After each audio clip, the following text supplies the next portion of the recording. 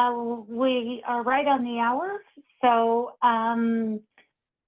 we will go ahead and get started here. I'm going to turn it over to Lario Abeles, and she will get us started here. Lario, whenever you're ready. Thank you, Julie. Welcome to our last fiscal year 24 policy landscape webinar. Next slide. We started these webinars in fiscal year 23 to provide our vendors valuable information about new requirements and policies. Since then, more than 2,000 industry partners have attended or accessed these webinars online. They have heard about climate, cybersecurity, available tools, and processes to support rule and policy making. We want to thank you for your participation. If you want to access any of the previous webinars, you can visit the GSA Interact page at buy.gsa.gov and search for Policy Landscape Webinars. Next slide. Thank you. Before we proceed with these presentations, I want to share the ground rules for this webinar. This is an informational presentation to discuss the policy landscape, so that means that no actions are required from industry after the information is provided. The information presented is based on current projections and assumptions. However, this information is dynamic and may change over time. During this presentation, GSA representatives will not be responding to comments and questions regarding ongoing FAR policy and rulemaking matters. Next slide. Our agenda for today includes topics related to supply chain risk management and delivery compliance. In addition, Mr. Mark Lee, our Assistant Commissioner in the Office of Policy and Compliance, will provide us a summary of the policies and regulations reviewed during fiscal year 24 and share information about what industry should expect in fiscal year 25. As part of the promotion of this event, we announced the participation of a guest speaker from the Department of Defense. He was going to talk about the importance of compliance from a customer perspective. Unfortunately, our guest speaker is unable to present today due to unforeseen circumstances. We are planning to include this topic in our next webinar and want to apologize for the inconvenience. Next slide. Next slide. Oh.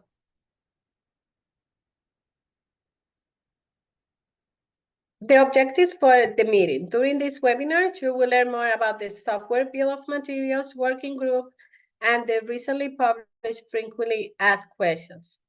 You will receive more information on cybersecurity matters, learn about how delivery compliance and delivery scorecard is working and the new process for that, and have the opportunity to reflect on fiscal year 24 major policies and regulations. You will also learn about what industry can expect for fiscal year 25.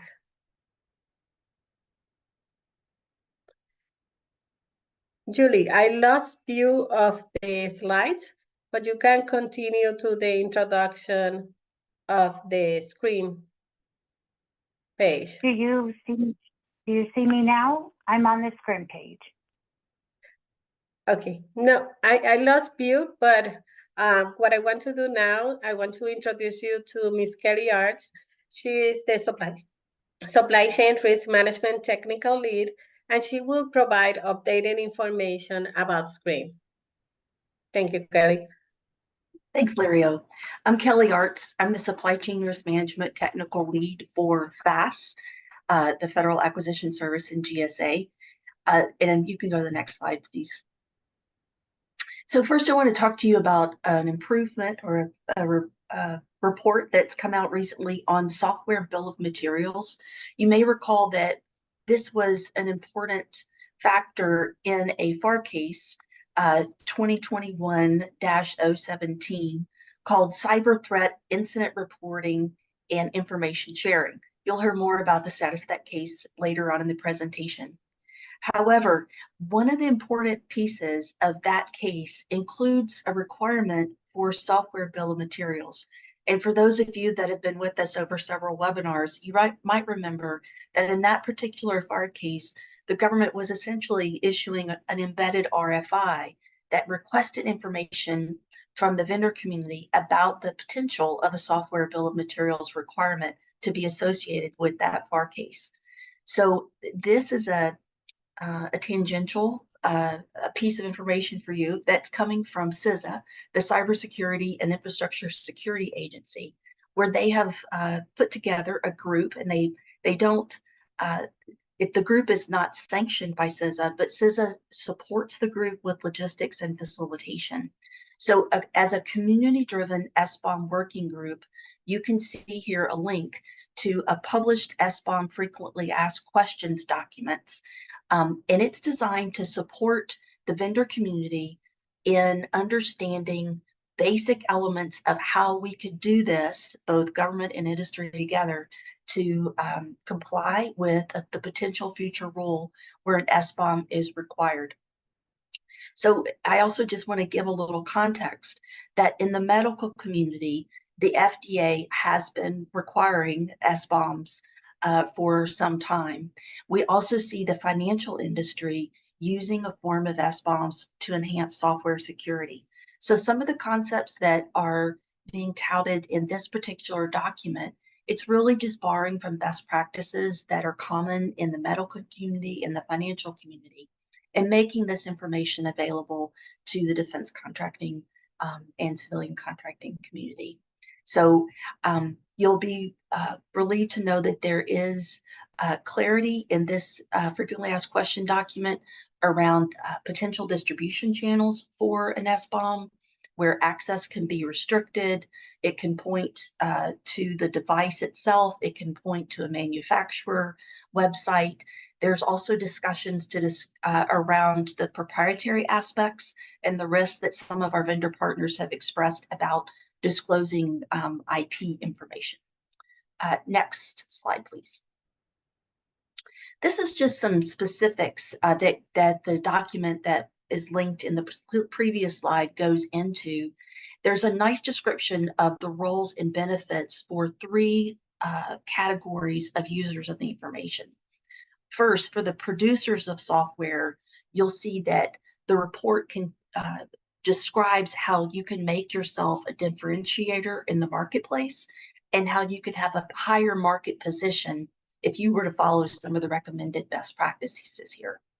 For the second group, the purchasers of software, what the report shows is the likelihood of increased customer confidence as they buy your software, better understanding of the complexity of the product with the dates and the versioning embedded within that product. In the third category, the operators of the software. Think of these as our defenders, those who are on the front lines using the software and working to make sure that it's not vulnerable to adversarial attack. What the benefit is touted is greater satisfaction from that defender community, given that they would then have information and tools in a more readily usable form to prevent against the vulnerabilities prior to an attack. Similar to what we saw a couple years ago in the NTIA report, there are three formats for SBOM. You'll be familiar with these: the SWID, the SPDX, and the Cyclone DX formats. This particular document also describes tools that are available in the marketplace to support the translation among the different formats. Next slide, please. Another thing of note that we want to direct your attention to, please, is a recent FCC final rule, and the dates are there on their slide. What this rule basically does is establish a voluntary cybersecurity labeling program for wireless consumer Internet of Things products. So you may have seen some press that came out with the CyberTrust logo. That is something of note that we're watching, because the FCC is pursuing that as the Cyber Trust Mark logo to be something that consumers can see on products and have a level of confidence that it has a stamp of approval with security data embedded. And I also want to invite you to consider what we see the FCC doing on the consumer area for Internet of Things. It's not too dissimilar from our previous discussion on SBOMs, where we see the government moving in a space where we know as a government that we need industry involvement, industry partnership. These are voluntary steps, and it's really a good move for crawl, walk, run. In the FCC report, and in as you read through that SBOM report, nobody's saying this is the end of the game, it's the perfect solution, but it is moving the conversation to a level where software transparency and accountability for security is required, met much by customer demand signals and government demand signals. When you go into the FCC rule, what you'll see is a flexible, voluntary, and risk-based best practice. Let's see. And I also just want to make note that the idea in this Cyber Trust Mark logo is that there's an oversight group that will make sure that it's legitimate when these marks are given to particular products. Next slide, please. So obviously there's a wide range of consumer IoT products on the market that communicate over the wireless networks. It's estimated that over 25 billion connected IoT devices will be in operation by 2030. So in just 5 years, 25 billion connected devices will be in use. So the FCC report seeks to describe why they've included certain things in their scope and excluded other things in their scope. And what you'll find as you carefully review what's excluded is that they've elected to keep outside the scope those products that might be deemed to be under another group's authority, particularly around national security. Next slide, please. Now, the final thing I want to share with you is that for next month, just in 2 weeks, we'll be in Cybersecurity Awareness Month. CISA has partnered with the National Cybersecurity Alliance to create resources to support vendor partners, companies, state and local governments, even households in increasing the cyber security, the cyber hygiene, if you will, of basic consumers. And some of these reports are and tools are really useful as you consider the communications plan that you have for your company for next month. You'll find PowerPoint slides, a signature block, links. There is nice infographics to support your subcontracting community and your workforce to remember basic cyber hygiene like multi-factor authentication, password security, patching, good information on phishing awareness, and even some tips for AI use. And I think that's all for my slides. I'd like to turn it over to the delivery compliance, Mr. Sean Hartman. Thank you. Hey, everybody. The vendors on here may know me or my name positively or negatively. I hope the latter, but we're working a lot of delivery compliance recently. You may have seen some upticks from all the categories in improving the customer experience through delivery compliance. So I'm going to talk a little bit about today about our recent launch of our combined scorecard, delivery scorecard from the general supplies and services. I am the senior management and program analyst and team lead for that team, and I work in the Office of Supplier Accountability.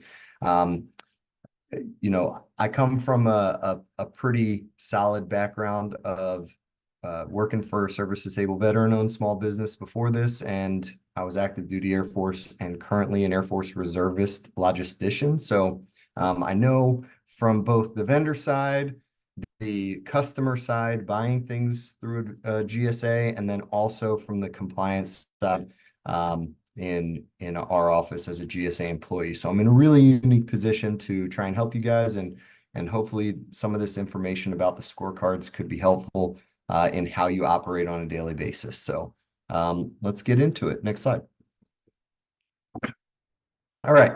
So many of you may have remembered the Take Advantage of Order Status scorecard, and then also the Global Supply scorecards, and No Order Left Behind, and our notices of contract actions, suspensions, all kinds of things, right? We realized that there was too many messages going out to vendors. Some were a little bit confusing.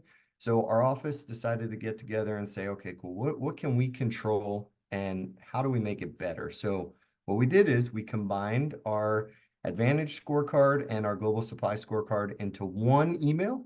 And we said, all right, cool, let's do that. So we launched that in spring of 2024, that initiative. And then June was our first distribution of the general supplies and services combined delivery scorecard. So we combined that together, and then we said, all right, how do we combine or make it easier for vendors to actually report the status of their orders, right? Acknowledged for your global supply stuff, and then shipped, back ordered or canceled for both.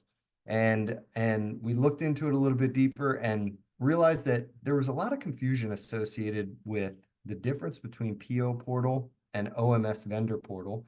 And we said, why do we have so many portals? And you're probably shaking your head and saying, yeah, I thought that same thing. We are hoping in the future, and one of our goals and our recommendations is to have a combined supplier portal in which you would operate in all your E-mods, your OMS updates, your Advantage updates, you know, basically everything you do as a vendor. So that's our future goal. I don't know when it's going to happen, but just know that we are trying. Definitely want to improve there. The other thing we did is you were getting emails from a whole lot of different emails. So we made one email for our office, supplier accountability, because that's what our office is. And you're gonna be getting this email for the delivery scorecard from that. And then we're gonna try to also use that as our general communication email when we send out messages, you know, things like updates on ship ARO versus delivered ARO and things of that nature. And maybe when we have an update on messages or we need to get in touch with vendors who have emails that get kicked back for whatever reason, they're going to come from supplier accountability. And then we also went ahead and within GSA.gov, we built frequently asked questions and process procedure websites.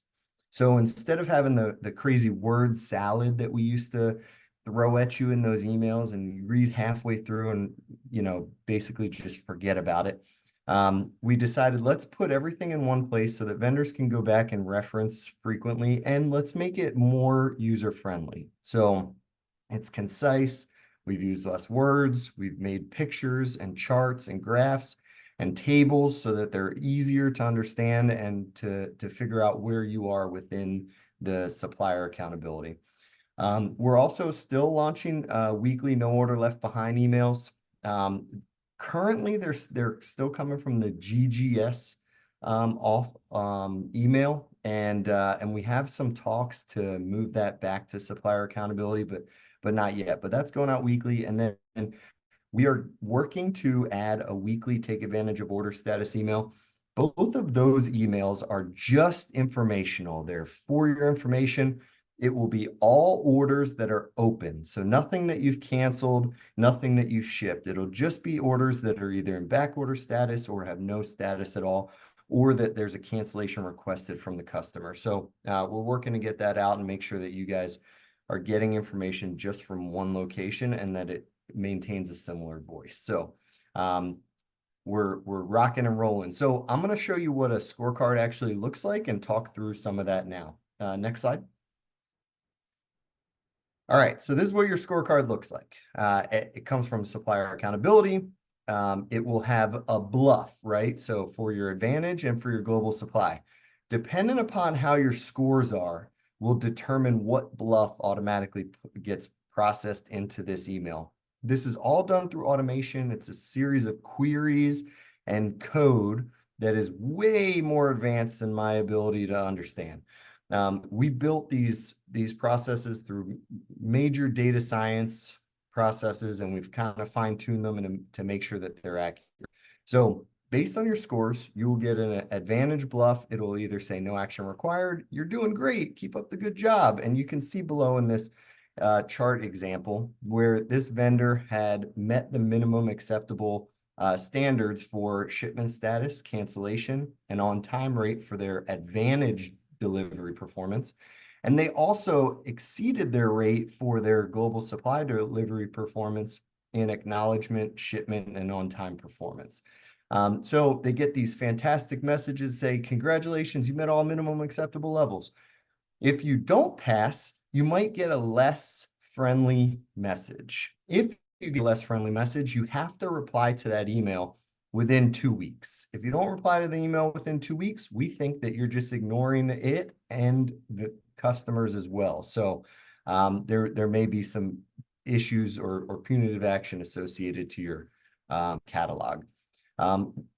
Additionally, besides those bluffs, we also have the boilerplate language and links to Advantage PO portal, OMS vendor portal, and those cool GSA.gov websites that we built. And you can see that there at GSA.gov.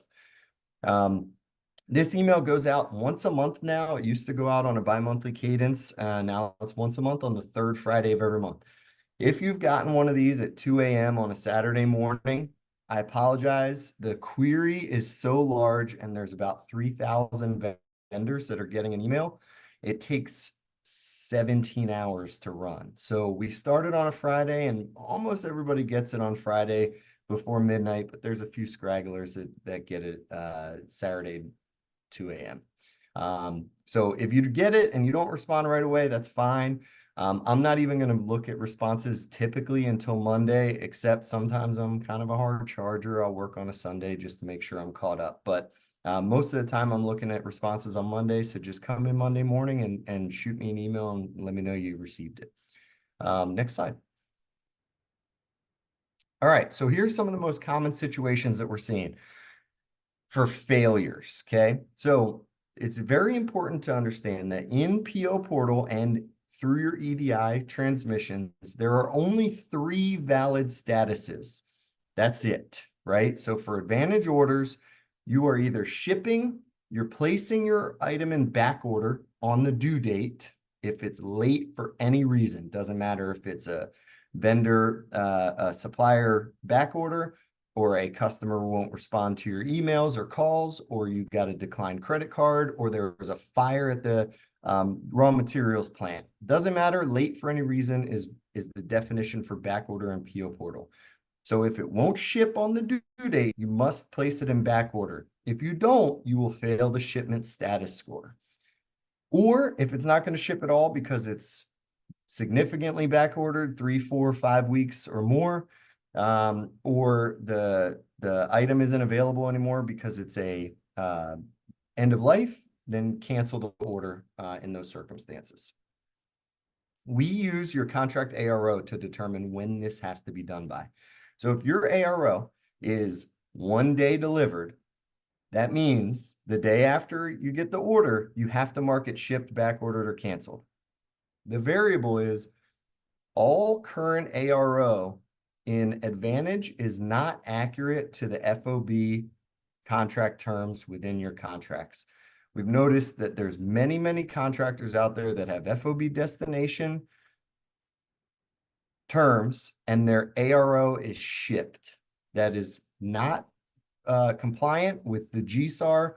You need to check Mass Refresh 21. It went out on 28 May. All delivery FOB destination vendors must be ARO delivered. The only people who could be ARO shipped are FOB origin vendors. So get a look at your scores and get a look at your scorecard and make sure that you work those ARO mods with your CO. Cancellation score. Carrying discontinued items or long back orders, that's always the most frequent. Make sure that you're keeping an eye on your catalog. Do mods as frequently as possible.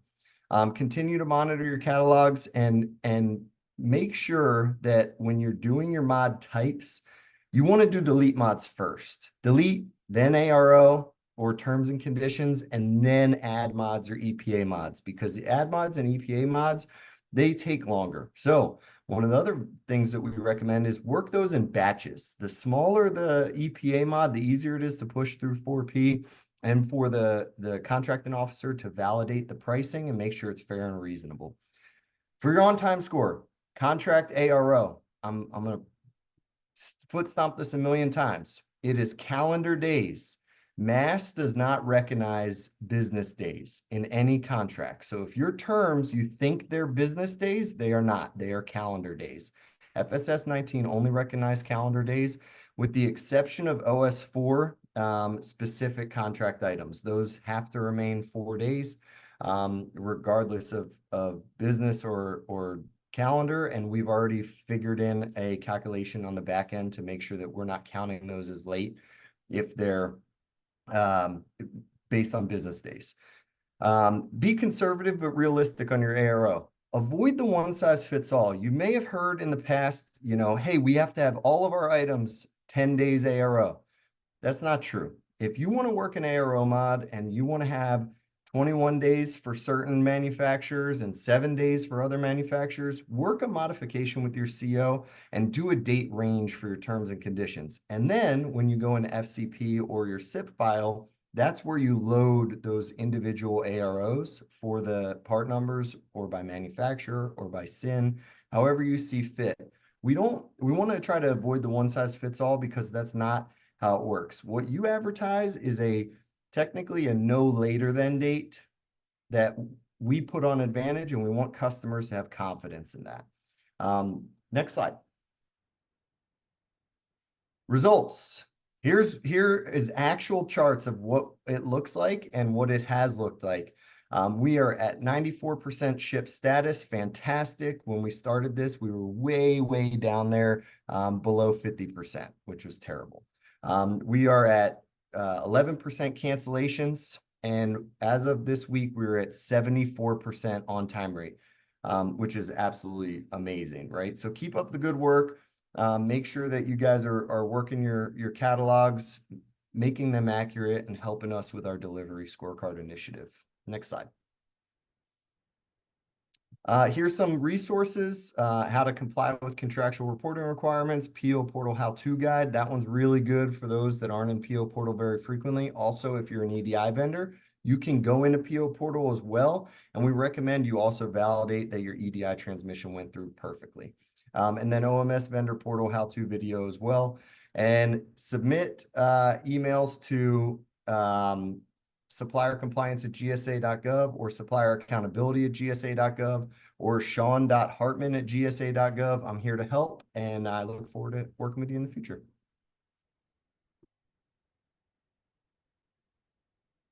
That's all I got. Hey, well, thank you, Sean, and good afternoon. My name is Mark Lee. I'm the Assistant Commissioner from the Office of Policy and Compliance here in FAST. And thank you for taking the time out in the busiest part of the acquisition season to join us. I'm going to give you some FY24 policy highlights and then what to expect in FY25. So if we could hit the next slide, please. It's been a really busy year in terms of policy. A lot of it has been built on some of the activity that we've seen in previous years, really heavily influenced by some of the executive orders coming out of this administration. To date, we've seen 142 executive orders issued by this administration, not all of them directly relating to acquisition, but a lot of them, and really FAST is the driving force behind implementing some of those government-wide. So you see that kind of play out through the rulemaking process. So they either get implemented from federal acquisition regulations or general services acquisition regulations. And so because of GSA's unique role in supporting the acquisition, technology and government operation needs across the federal government, we have a big opportunity to work with you to have a big impact in these important public policy objectives like cybersecurity, sustainability, equity, and other priorities. Also, we brought to you in the past, we've talked about our transactional data reporting initiative, and we recently announced expansion on that. So making sure that, we're making sure that everybody's up and familiar with the requirements in terms of TDR. We've talked about our new pricing algorithm that makes is fueled by transactional data and helps our contracting officers make fair and reasonable price determinations, but also helps provide insight into industry of how to be competitive. And lastly, we've talked about some of the new platform that's operating in terms of the fast catalog platform and our compliance and pricing reports demonstration. So I'm going to deep dive a little bit into these topics. So if we could hit the next slide. SCRIB is really fast paced. So we've currently got 11 active FAR cases that are either in the proposed, interim, or final phases addressing supply chain risks, all the way down to the component level, the manufacturer of the item, sharing information. So it's really important you as our industry partners to stay aware of this, because there's so much that anymore across our categories of spend that involve information and communication technology. If we look at our personal life, we just use information and communication technology all the time.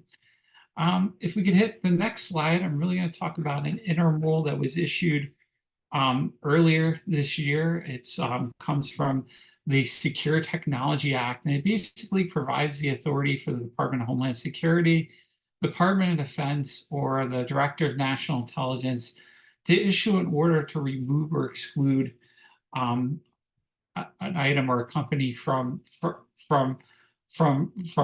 doing federal business. So basically, GSA would apply these exclusion orders, and it calls that out in the statute, to all 3 of its government-wide contracts. Our first phase in implementing this involved modifying all our contract vehicles, whether you hold a scheduled contract, some of our government-wide acquisition contracts for IT, our multi-agency contracts like OASIS.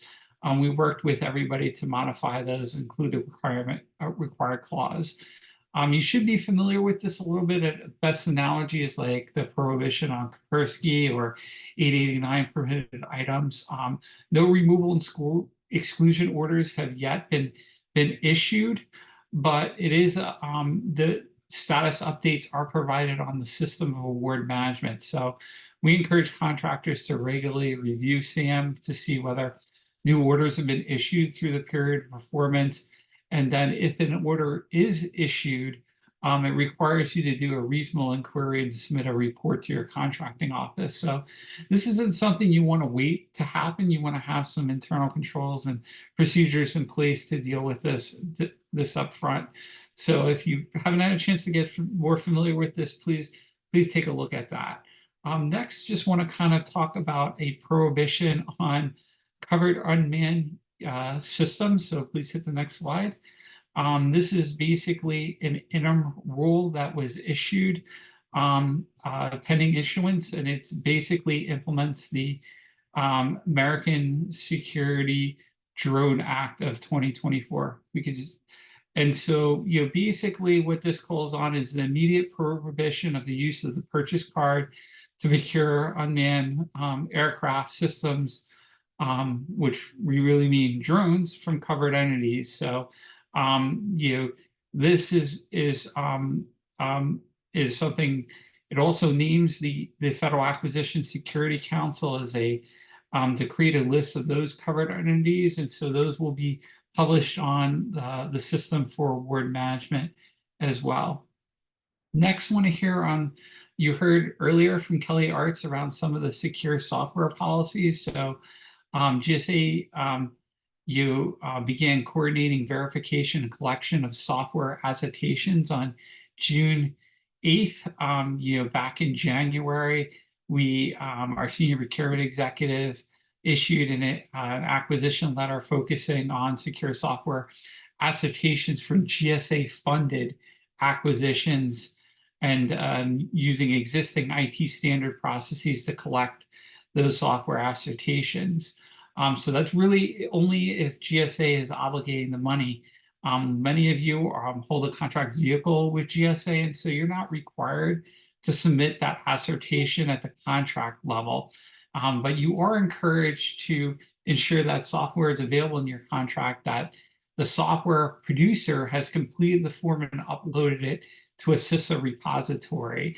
And so this is really important so that overall COs can access those comment forms directly. They also may request a copy for you. We're also been working capability to ask questions in our market research as a service tool around your software assertion practices, so that customers can identify people that can meet these requirements really easily. So it's really important that you stay up to date, you have all that information accurate, so that they know you're capable of meeting these requirements and ultimately meeting our customer requirements. Next slide, Kelly mentioned the cyber incident reporting and information sharing FAR case, and this is a proposed rule that really increases sharing information around cyber threats and incident information across the government. You'll remember that there's been many recent cybersecurity incidents that involve Change Healthcare, Milshu, Texas Water Treatment Plant, SolarWinds, Microsoft Exchange, and Colonial Pipeline. So this really serves as a reminder for both public and private sector entities to increase that we're increasingly facing these cyber attacks and incidences. And so it's really important that we have a way to share information and protect ourselves from these vulnerabilities. So this proposed rule covers the requirement that Kelly mentioned for a software bill of materials, and it also notes that SBOMs will be critical in incident response, so that they allow for quick identification of what the vulnerability is in addressing the risk. Also outlines requirements of how quickly you need to report an incident to the government and everything. So this is something really encourage you to take out, stay ahead of the curve. But it's a challenge that we're facing all together, whether it's industry, GSA, or our customer agencies out there. If we could hit the next, it hits on the cybersecurity theme in terms of requirements for unclassified information systems.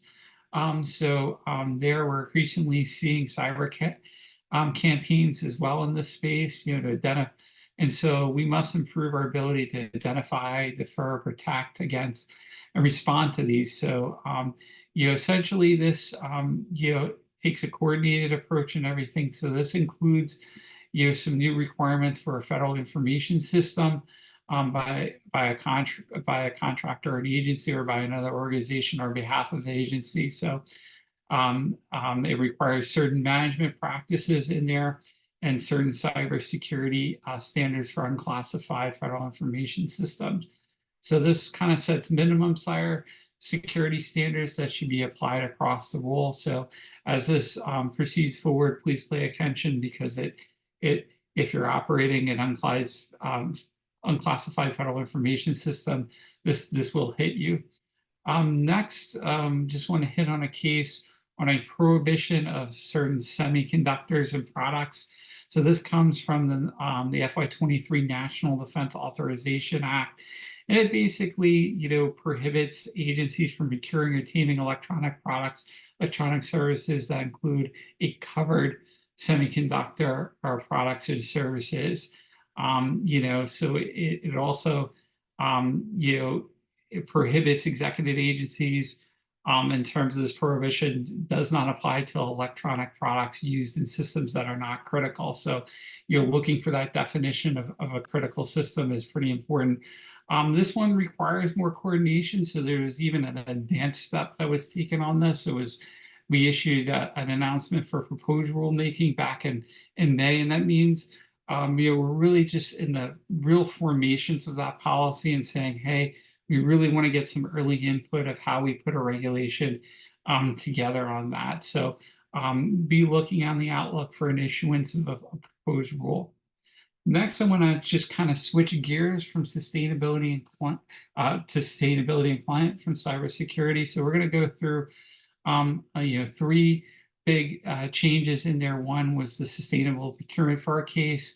2 is a rule that GSA issued on the reduction of single-use plasticing, and then some of the administration goals around reducing the use of single-use plastics. So if we could hit the next slide, please. The FAR Council issued a rule back in the end of April. It basically rewrited FAR Part 23 of the FAR for people who read the FAR and everything like that. But basically, it created a whole new section just on sustainable procurement. We had other stuff in there. And so this really consolidates and makes it easier for the acquisition workforce and our industry partners to understand. Couple key important requirements in there is one, it really requires to the maximum extent practical that agencies buy sustainable products and services.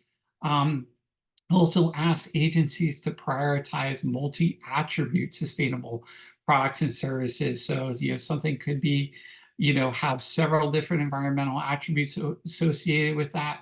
So if I'm looking to buy an item and it's got a couple of those environmental attributes and just one, I'm directed to buy the one that has multiple attributes. So, in terms of staying ahead of the curve on this, we incorporated all the appropriate clauses into the mass refresh and really consult our green procurement compilation that's maintained by our office. It has a ton of useful information around these environmental attributes. It's cited throughout the FAR and is directing buyers as well as the place to go to ensure that they're meeting these requirements. So there's an opportunity to make sure that you're taking full advantage or moving your supply chain to having more of these environmental attributes. The next is a rule that we issued that was back in June around the reduction of single-use plastics across the federal prize schedules program. And we got a lot of feedback on this in there. And what we decided to do was make this an optional thing in terms of let our industry partners identify whether they can package and ship without single-use packaging, and then sort of display that on GSA Advantage for buyers to consider when they're making their best value selection. This is sort of a phased approach to help you, kind of, as Kelly said, walk, crawl, run type of thing. And so the next slide really shows where the government's starting to head in this direction over time. So realize you can't, change your supply chains overnight. It takes time in terms of working this. So they have set a goal to phase out the use of single-use plastics in food service operations, events, and packaging by 2027, and then from all federal operations in 2035. So you really want to familiarize yourself with these requirements. You want to stay ahead of the curve of what's happening in the federal marketplace. And so really looking at this and looking how you're postured to meet some of these requirements in the future is really beneficial to staying competitive in the federal market. Next, just want to kind of hit on supporting small business. A key piece recently in FY23 is we entered into a partnership agreement with the Small Business Administration that now allows for sole source and competitive 8A orders against the multiple award schedules program. We established a specific pool under MASS for 8As that has over 1,000 contractors on it. And so this is really important. Customer agencies out there have really tough small disadvantaged business goals. And so if you're in the 8A program and you place an order with an 8A contractor, that counts towards your small disadvantaged business goal. So as you're looking at end of year opportunities in FY25, taking advantage of this new 8A pool is a great way in terms of expanding the benefits of the 8A program if you're in the 8A program. Next, I want to kind of talk about economic price adjustments. So we've, over the past year, we've experienced unprecedented levels of inflation in our economy. We know it's hit a lot of you, particularly as businesses. And so, Jeff Kosis and I issued a policy letter kind of putting a moratorium on some of the enforcement of our EPA clause in terms of providing relief to make sure that you can continue to provide those critical product, services, and solutions to our customer agency. And then we went out and did a policy change that adopts a lot of those practices and makes it permanent. So it streamlines some of this and better aligns it with commercial practices in terms of it consolidates it from 1 clause to 4. So some of the changes you'll see, you can increase the number and the extent of offerings available from the schedules program. We anticipate improved customer satisfaction and reduced administration costs to our vendors. So what you should see next is we'll be coming out later this year with a mass modification and a solicitation refresh to incorporate that new clause into our scheduled contracts. Next, just want to hit on what is on the horizon for FY25. So some key critical cases that are going on is one is minimizing the risk of climate and change in federal acquisitions. And so this is coming out of an executive order. And this is really looking at, climate risk can impact the delivery of goods and services to meet mission requirements. And so you've even seen from FAST, we've already implemented some of this in our major acquisitions to mitigate that risk and ask our vendors to have a risk mitigation plan, something like that. So you're seeing that trend further in government-wide policy. You're also going to see some more information around particularly controlled unclassified system requirements. You're going to see additional in the labor area around non-displacement of qualified workers under service contracts there. And then next, you're going to see a series of initiatives from the Federal Acquisition Service. So, some of these initiatives, one of our most important initiatives this year was transactional data reporting. I'm really happy to talk more detail about that.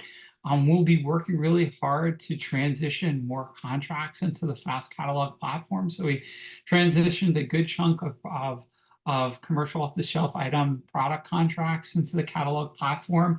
We're currently doing a pilot around services and onboarding some of the services under the professional engineering services SIN. And so next year, you're going to see us want to phase more contractors in the FAST catalog platform.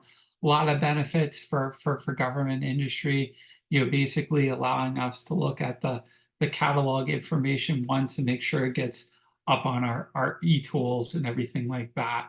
And then we'll be continuing to focus on our compliance. Compliance is one of our key value propositions of, our customers, have confidence in the use of GSA because they know we're working to address and make sure that we're providing a compliant offering. So continuing to work through compliance issues with our vendor community and making sure that we are maintaining our status as a trusted source of supply. Next, just want to hit on how you can participate in some of these rules coming up. Really important that you stay abreast, and that's what we're trying to do with some of these webinars. But there's really 3 main types of rules that are published in the Federal Register around acquisition regulations. One is a proposed rule that says, hey, we propose making this policy change and we invite public comment. The second is an interim rule, which means it's effective within the date that's specified, so pretty much immediately. But we also want additional public comment on that, and we are going to make changes to that. But it was such an important policy change that it needed to take place immediately. And then lastly, we've got final rules, which basically have gone out for public comment, and we've resolved all the comments, and then they've been issued. During the rulemaking process, you can check out regulations.gov, participate in public meetings, reverse industry days, to know what rules are coming up. There's some great links to an open case report, whether it's at the FAR level or the GSAR level. GSA acquisition regulation really tells you, and we also publish semi-annually a unified regulatory agenda that says, here's all the rules that are coming your way in terms of that.